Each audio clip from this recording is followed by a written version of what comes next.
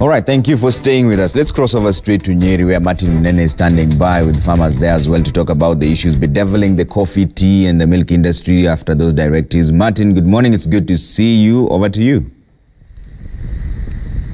All right, a very good morning to you, Trevor, from Nyeri County. A conversation that has been going around this county is related to what the president says concerning several sectors in the farming sector. We've got coffee, we've got tea, we've got milk. Now, Trevor, before you even start, there was a young man last year who actually the nation talked about him quite a bit because he decided to uproot all his tea because he said that the tea farming business is no longer viable. And so once he inherited a piece of land from his mother, he decided that he'd rather look for something else to do because he felt that tea is no longer an option. And therefore, he actually did call his neighbors, his friends, and just joined hands, and they actually did uproot tea. And I just want to actually hear what he said because I was able to get to him yesterday. We had a conversation around what is happening, and he actually expressed his thoughts. He seemed to have changed tunes, and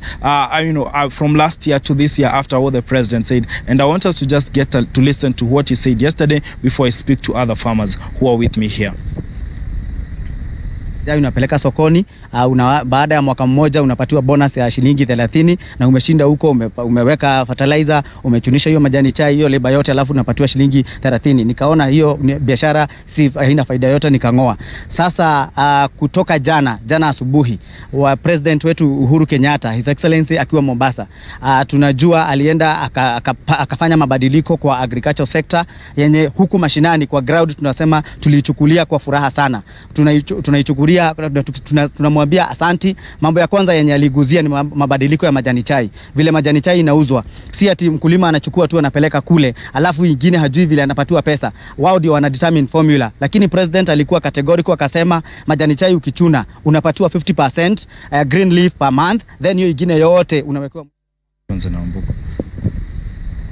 All right, that was the gentleman who decided that tea was no longer viable. That was last year. But this year, he says that there is hope because he feels that if what the president said is implemented, then farmers from regions that grow tea, like here in Nyeri County, can be able to benefit from their farming. And therefore, there is a bit of hope when it comes to the farmers on the ground. And to continue that conversation with me here this morning is one of the people, a farmer who has been on the forefront of trying to actually fight for the rights of farmers. He's been bringing about talking about coffee, talking about tea on social media platforms. We actually have had him, even had a conversation with him concerning the same, Wambogo Nyamo, and I want us to understand or just get his perspective when it comes to what the president said. A very good morning to you. I know it's a bit chilly. You told me that you're warm, but I want you to introduce yourself and tell us what do you think will happen, especially we start with the tea sector after what the president said. Okay, thank you. First of all, I'll tell you, I am a tea farmer. I run a tea factory, Center IR number 13. My tea I didn't inherit. I planted myself in 2005. When tea had money, when bonus was bonus. But over the years, and specifically for the last 15 years or so, after that, things started going north. And we've been agitating for changes in the tea sector. And you remember, because you are with me in September 2015, when I launched the Nyeri Chai Farmers Association, we were agitating for the changes in the tea sector because we believed there was mismanagement of the tea sector. And I remember in the same year, in 2015, is when the president formed the Cheruiyot Task Force on Tea. And it came up with the draft tea regulation bill 2015 that was converted into Tea Regulation Bill 2016. However, it was never implemented. The ministers for agriculture that came after that simply slept on them. And it has reached a point now that tea is no longer paying. Actually, I'm so incensed with tea. I was one time contemplating also plucking it out. But I thought, because I have the ability to fight for the tea, what do? I go ahead and fight for it. And as you know, I've been on media, I've been on TV, we've been on View, advocating. I have taken as a farmer KTDA to court over the same issue. I have won several issues on them. But what I can say, and I can tell farmers, you remember I told them last year, don't lose hope when we were due in November. Don't lose hope. let us fight for you. And I'm happy because the things we've been fighting for, as the president was reading that section on tea, I was feeling like it's me who is talking. And I'll tell you this, with the tea regulation bill 2019 that now is being drafted, which was precursored by the tea regulation bill 2016, is the panacea to the tea problems. You also remember we took KTDA to DCI. We wanted it investigated for insider trading, because what has been happening in tea is simply because KTDA behaves like a private company. It has literally been messing things up. And even the president gave an example of Sri Lanka. It sells less tea than us, lesser quality than us, and it's making more money than us. So I believe and I know it is going to work only if the president makes sure and the department that is in charge of delivery makes sure it is followed to the ground. Because that bill, it liberalizes the tea processing aspect. It says, one part of it says, if you have more than 5 acres of tea, you can have your small processing plant. That kind of liberalization. It also says, if you want to export tea, you can be able to export tea. You can be able to process tea. So the opening up of that market will create opportunities, even among young people like you, to venture into that trade and make money. All right. We stick to tea, but we're going to be coming back because I also have another farmer. Now, we cross over to another sector, the milk sector. There has been a lot of outcry. Farmers are saying that they have actually been making no money. They feel that, cows are no longer, the way to go. I want to speak to a young man who's ventured into this business. I've also seen him severally, campaigning concerning matters or on matters concerning milk, saying that the farmer should be able to get more. And I want to get to hear what he has. This is Martin Dirango. Martin Dirango, a very good morning to you. I've seen you severally talking about milk. Yeah. Now, the president spoke. We've actually been able to speak to some farmers who feel they're very, very happy because of what the president said. You as a farmer, you also as somebody who's been in this sector, what is your take home after the president spoke? How do you feel? First of all, it was a welcome move by the president with the kind of directive that he gave the agriculture ministry by requesting the treasury to disperse some funds to the agriculture, to the milk industry. The 1.075 billion. I think that is just a short-term solution. What we should be looking for is a long-term solution in the ailing dairy sector, because when you look at most of the small-scale farmers, they are the producers of milk in Kenya. About 80% of the milk produced in Kenya comes from the small-scale farmers, and yet when you look at them, they cannot even be able to break even. There are other challenges that those farmers are facing that need to be addressed to have a lasting solution in this thing. There are things like maybe the cost of feeds. When you look at a farmer, the cost of producing a liter of milk right now is ranging between 24 shillings and 24 shillings to 27 shillings. The same liter of milk, it's purchased at 17 shillings. That means the farmer is making a huge loss. So, but again, for the farmer to be able to break even, or maybe to be able to remain with a few coins in their pocket, they should formulate. I think the government can come in, and other key stakeholders in the dairy sector, and they should come in and try and come up with long-lasting solutions. Because when we look at the milk production in Kenya, and also the milk uptake, or the uptake of dairy products in Kenya, is still low. So, and again, we have so many other challenges that the dairy farmers are facing here in Kenya. Mm-hmm. Yeah. All right. Yesterday we saw the CS for Agriculture, Bonamunya, saying that there is need, or actually KCC should pay farmers 33 shillings. Do you feel this will be effective, or what is your take concerning that? Okay, in a way it will be effective, but again, when you look at it is widespread, the whole thing, I think the channel of distributing the money, they should have considered the amount of milk that is usually taken by a cooperative, because we have so many other key players in the market who are processing milk and collecting milk from farmers. Not all farmers deliver their milk to KCC. So we have other people who are also collecting milk, and actually when you look at them, they are even going to an extent of borrowing from banks so that they can be able to pay farmers, and then they process the milk into long life and also powder the milk, and again so that they can be able to collect all the milk from farmers. Yes. All right. We're going to come back to you on whether or what should be done to ensure that more farmers actually join that particular trade. As you can see, Trevor, I'm actually in a coffee farm. This is a coffee plant behind me. And so let us have a conversation briefly on coffee. Wambugu Nyamu is also a coffee farmer. And of course, there has been some changes. There's 3 billion shillings, the cherry fund, and other regulations that have been put in place to regulate or actually to revitalize this particular sector. What is his take when it comes to this? Wambugu Nyamu, the president also mentioned coffee. What is your take home from what he said? How do you feel? For one, coffee has been an issue. One time this country was producing in excess of 130 million tons, kgs of coffee. And of recent, it has gone to below 30 million kgs. And the same problem has been happening, is that since the collapse of the International Coffee Organization, the coffee prices have been coming down, coupled with the fact that this sector has been protected for a few cartels or a few groups of people that have been handling the coffee sector.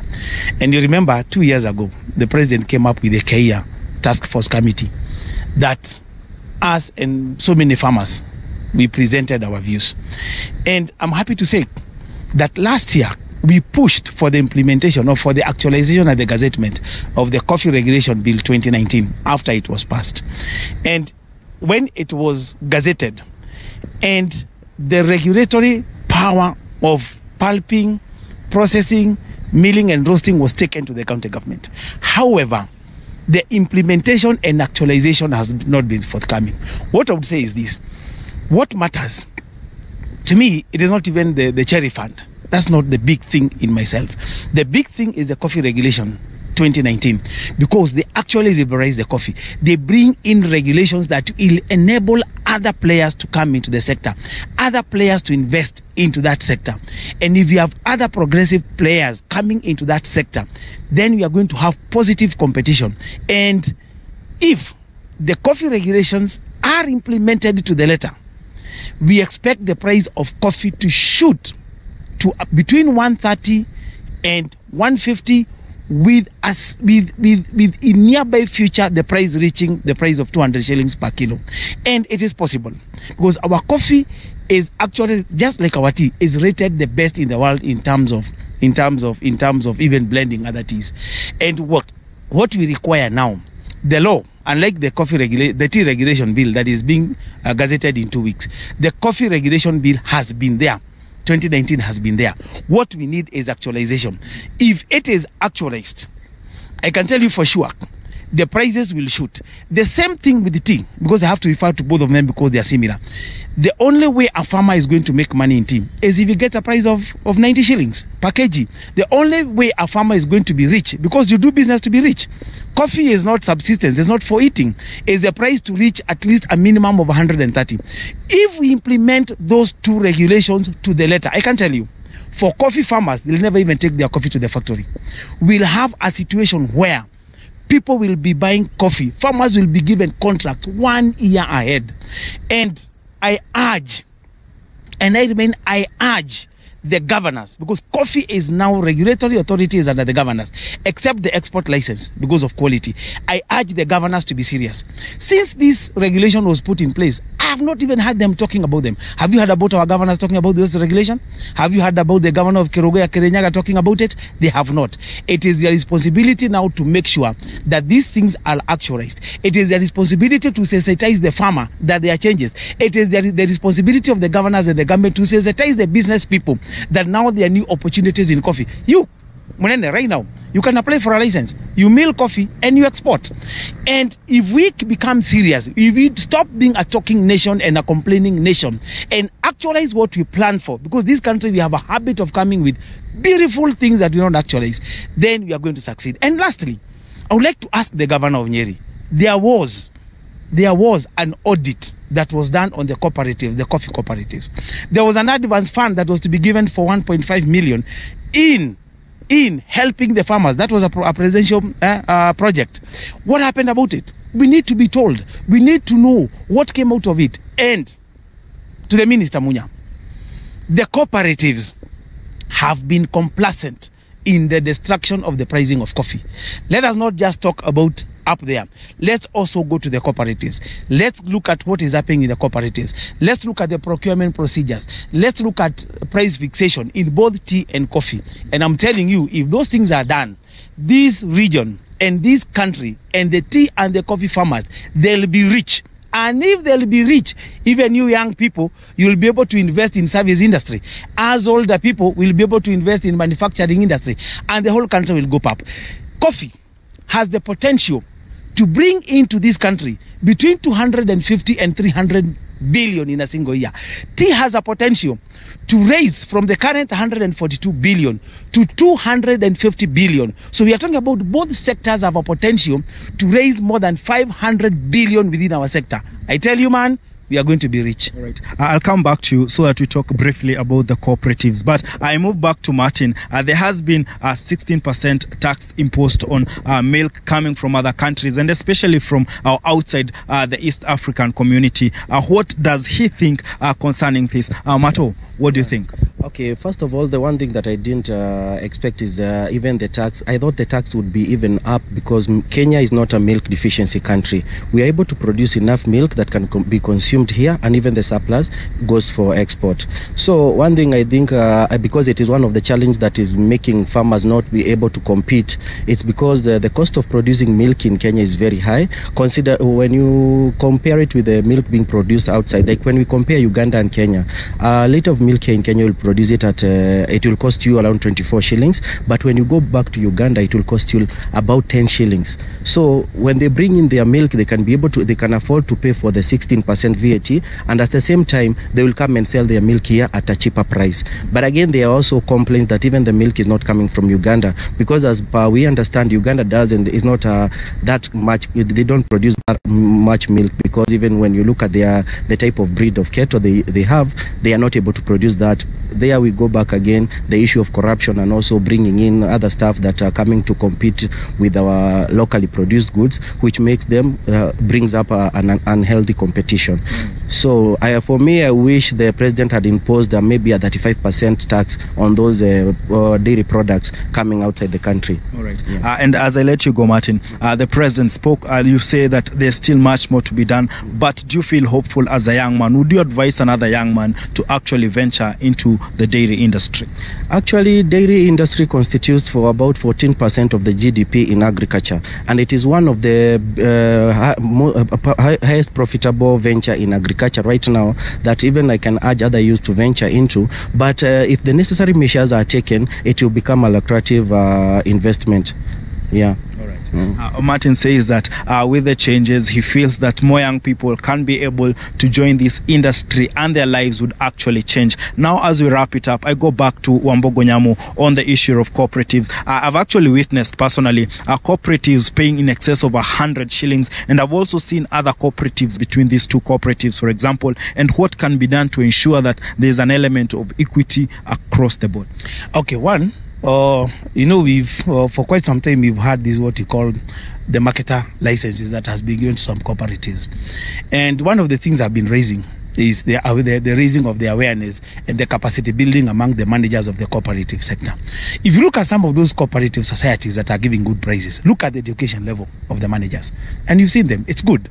There are people who I liked, and there are people who have been able to team up with other players outside there and make money. The good thing about these regulations that are there, the coffee regulations, is they are going to even out some of those issues. But when it comes now to the Cooperative Act, we need to do amendments. We need to have a certain minimum level of management of the societies, because societies are public bodies. For example, how many societies here have marketing managers? How many societies have qualified secretary managers that are qualified to run? How many of them are being run by people who are not qualified? All those kind of things. When you talk about capacity building now for the managers, because it is critical, the minister now he has been given back the cooperatives, which was also under him before, now Munya, should look at that aspect of capacity building. And now, since cooperative is also a devolved function within the county government, we expect the county government to carry out capacity building and also be able to ensure we have qualified people who are managing the sector. And lastly, be it coffee, be it tea, or be it milk, we have to invest in knowledge. That is extension officers. We are not going to achieve much in coffee if the government does not involve itself in capacity building by employing young, energetic extension officers. The average age of extension officers in this country now is 53. That means from 2 years now they're starting to retire. Where will the institutional memory be like? If you look at actually all of them, look at Nyeri. Nyeri actually the average is 53 to 55. We need to employ more extension officers. These extension officers, we need to capacity build them. When we capacity build them, we expect now them to go to the farmer, right to the farmer, and be able to enlighten them on what to do. I remember when I was a young man, I used to work with the Ministry of Agriculture before. You know me as a businessman here. And I was involved in extension during the days of training and visit, during the days of Nalep 1, where we would even have route match. We get a route like this. We go visiting all the farmers. We call barazas. We look at their problems. We go to research. We go, that time there was curry. We take the issues to curry. We take it to the coffee research station. We get the solution to bring them to the farmer. That aspect of extension services are broken down. And actually, one of the things that, okay, I'm not supposed to talk about BBI. BBI has talked about is training of more extension farmers. Let us capacity building the managers. Let us capacity build the extension officers. And then we are going to reap from the regulation bills. All right. As I let you go, are you hopeful? Should farmers look into coffee, into tea as a business that they can be able to venture? A young person like me, should I buy land and plant coffee or tea? I can tell you for sure, because we are not going to relent. Venture into it, because once the regulations are there, we who are there and have the ability to push, we are still going to push and ensure it is lucrative.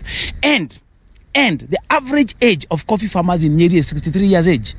I would urge the young people now that the regulations are in place, please venture into coffee. Bring your expertise, your IT skills, your internet skills, your internet marketing skills into coffee. And there is money in coffee. If already some farmers are attaining 115, I'm sure if young people can be capacitated building and venture into coffee, we can reach the price of 150. Venture into it. It's lucrative. All right, thank you very much.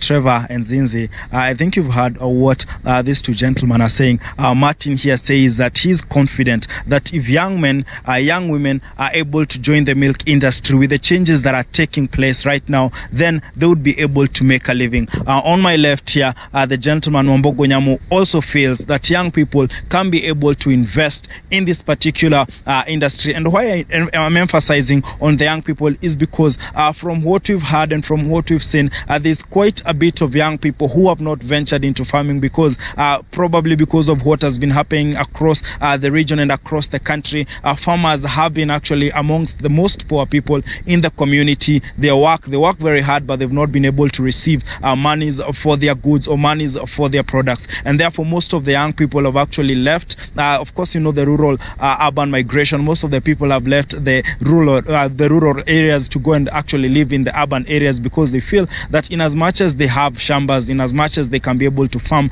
their farming efforts will not be rewarded with money in their pockets. And from Nyeri County, Trevor, I take it back to in studio. I'm Martin Munene. Thank you very much, Martin Munene there from Nyeri, speaking to farmers on those issues affecting them there. Asante sana for making time this morning. And Ken, you've heard that. Before we start talking about the rising cost of living and as we wrap up this conversation, what is your reaction to the tea and coffee sector issues that are bedeviling them as well? One gets the feeling that the two industries are at the cusp of change. Yeah. There are definitely two bills, the tea regulation bill, which has not been activated, and the coffee regulation bill. But even more than that, when these bills are activated, I think one of the good points that has been raised is younger people need to come into these sectors. The average age of the extension farmer, we've been told, is 53 years. Of the extension officer is 53 years. And of the farmer is about 60 years. Yeah. So this is about the time when youth unemployment is very high. Part of it has to be, how do we incentivize young people to join these sectors and bring the, what we call 2.0, coffee 2.0, tea 2.0 in Kenya, bringing internet skills, bringing IT, things around blockchain, and really revitalizing these sectors. I think that's a powerful point. The next point has to be, again, about competitiveness. We have to have an honest conversation and ask ourselves, how competitive are we in these sectors? Because the world is moving towards competitiveness, and we have to choose industries that we are competitive in. Otherwise, we end up being sort of like losing to the Sri Lankas of this world. Yeah. So I think it has to be part of the strategic plan of the two industries to really have a roadmap. And the ideas are there, but as we say, the implementation has been a problem. Yeah. Mary, what do you think are the solutions here? I think we need to move towards manufacturing and producing final products. We have the coffee in raw material, and the prices are definitely not going to be near, we're not going to fetch as much as we possibly could if we were adding value to these products. And I think that is why we see Sri Lanka is producing less than we are, but they are receiving more than we do. So I think that is ultimately the direction we should be moving towards. And then secondly, I would like to add that we've seen the proposals for the reforms to be made at KTDA, but then the issue is always with implementation. Are they able to pay farmers on time? Are the structures within KTDA sufficient to manage the sector effectively? So I think largely it involves more than just investing directly in the farmers. It also involves indirectly investing in the sector as a whole. Right. All right, and so the president did address some of these issues. Before we get into the rising cost of living, which is the next subject we're going to talk about very briefly, this is what the president had to say in regards to all these issues in Mombasa last time. Listen. Practice throughout our history as a country has been one of pursuing the political kingdom as opposed to the economic kingdom. But it is my strong belief that that focus has been wrong. And it is for this reason that we still have remnants of poverty despite years of progress that we have made. Political power, pursued for its own sake, will not make Kenya a great nation. We must therefore use politics to shift the economy, and indeed to address the plight of the most vulnerable members of our society. We need to use politics to better the livelihood of our fellow Kenyans. If we use politics as a means to a greater end, we will give politics meaning, and that is my intent for this year. All right, so that was the president on speaking of seek ye the political kingdom first, and all these things shall be added unto you. But the cost of living is still going higher and higher. In fact, Kibe, a farmer that was speaking to John Wanyama earlier on, asked that, how is the economy growing, Ken? And that's a question I'll ask you as well. Well, it's true. It's very hard to say an economy is growing when jobs are not being created. Yeah. I mean, it's even worse when jobs are being reduced. We are seeing companies every day laying off more and more employees. I've always said the cash in circulation has been extremely low. 176 billion shillings cannot service a population of 50 million people. If you actually do the math, that's slightly over 4,000 shillings per person. What can you do with 4,000 shillings? I've always said what we need is to inject liquidity into this economy through quantitative easing, and that is what will improve the liquidity levels so people can have spending power. Kenyans don't have purchasing power, and if they don't have that purchasing power, nobody's going to buy the milk from the farmers, nobody's going to buy anything. So we have to look at what is called aggregate demand, and that can only be improved by injecting liquidity. So part of what President Kenyatta said, I think it's true.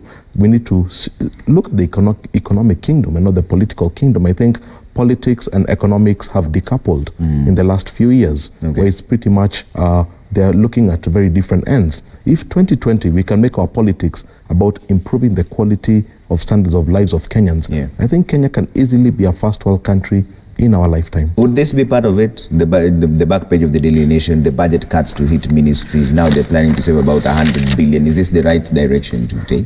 I don't think so, because this is actually going to reduce the amount of money in circulation.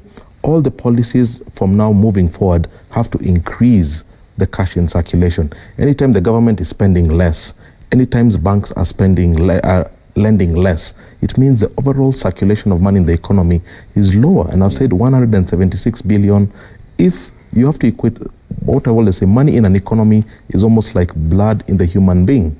When a human being has very low levels of blood, they risk being anemic and they can easily collapse. So we need to almost put Kenya on a drip and really inject liquidity into the economy so people can have purchasing power, companies can sell more, and can go back to the profitabilities of yesteryear. Okay, but Barry, how do you balance that? Because there's also the issue that most of the revenue we collect goes to recurrent expenditure.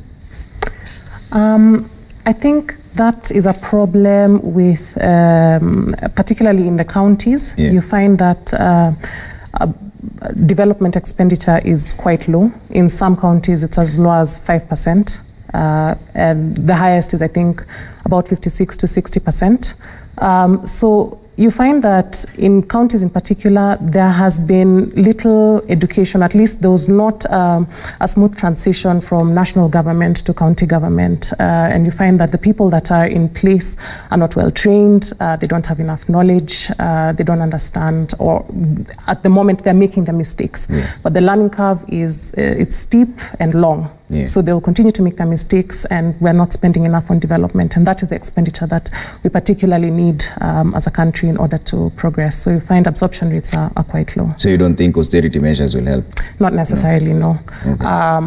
Not at all, because that reduces government spending, and government spending is what partly contributes to the development of the economy as well. All right. Let me take a quick break. When we come back from this part, I'll read your feedback, and then I'll hear from my experts here. When the government reviews the growth from 6% to 5.6%, what essentially does that mean, and what parameters did they use to predict a 6%, and what is so different now? That in just a bit.